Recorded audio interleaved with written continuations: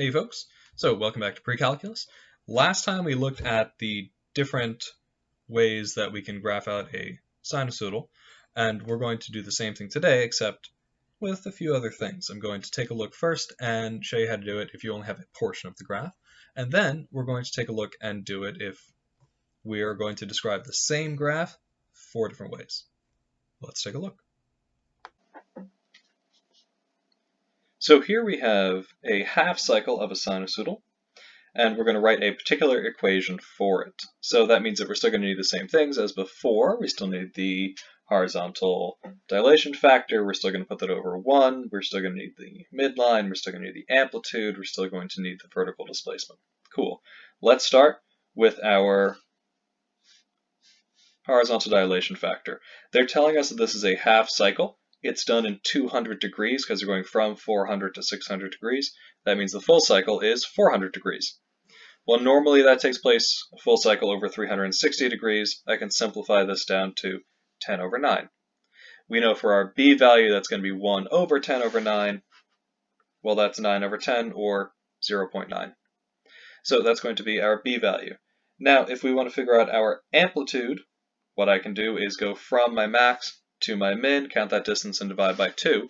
Well, that's going to be 7.5, or excuse me, 7 over 2, and well, that's just going to be 3.5. So we're halfway there, just living on a prayer now. So I need to figure out my displacements.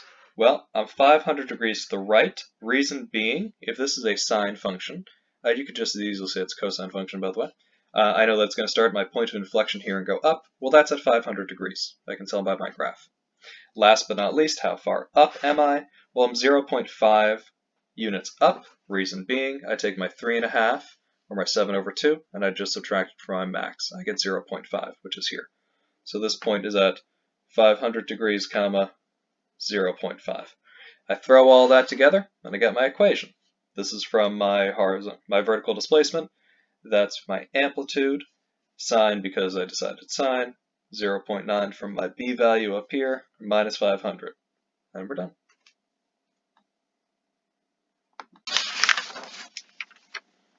So here we have a sinusoidal function, and we're going to write its equation 4 different ways. We're going to do it with sine and cosine twice, and then with a positive and a negative vertical dilation. Now, that brings us to this key point. A negative vertical dilation flips or reflects the trig function over the sinusoidal axis.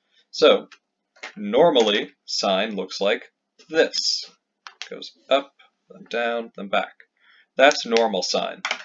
However, if we were to, say, make it negative sine, so it would have a vertical dilation of -1, it would go down, and up, and back, like that. It would just do the reverse. And we're going to do this 4 times. We're going to do it first with cosine, and then with sine afterwards. Now, a couple things are going to stay the exact same.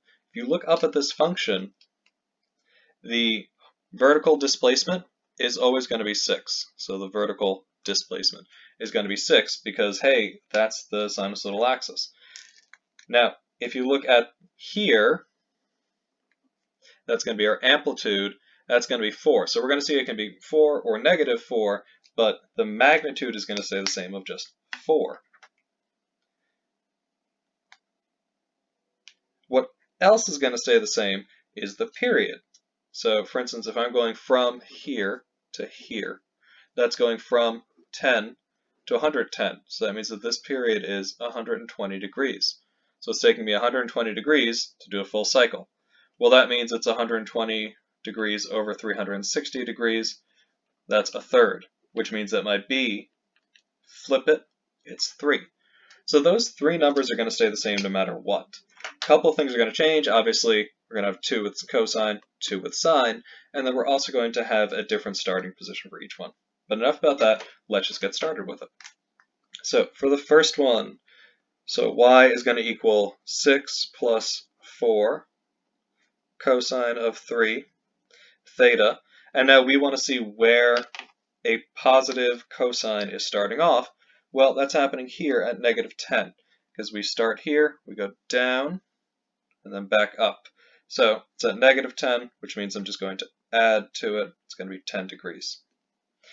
Let's do that same one with a negative vertical dilation. Y equals 6 minus 4 cosine of 3 theta. And now, in order to figure this one out, I need to look for a reverse trig function, or excuse me, a reverse cosine function. So that's going to start down here at its minimum at 50 degrees. That's positive 50, so I'm going to put minus 50 degrees. Because remember, we're inside, we got to flip it. So let's take a look at sine and what that's going to look like. Sine with a positive vertical dilation, y is still going to equal 6 plus 4 sine of 3 theta. And then where does a sine function start? Well, a sine function is starting right over here at negative 40, because down here we're at our sinusoidal axis. We go up, we go down, we go back. So I can put plus 40 degrees.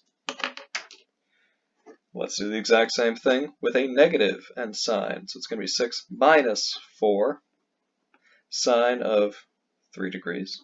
Excuse me, sine of 3 theta. And then we want to look where we start at the sinusoidal axis, but we then go down. And that's over here at 20. We start here, we go down, we go back up and down. So 20 degrees. It's positive, so I'm going to subtract in here.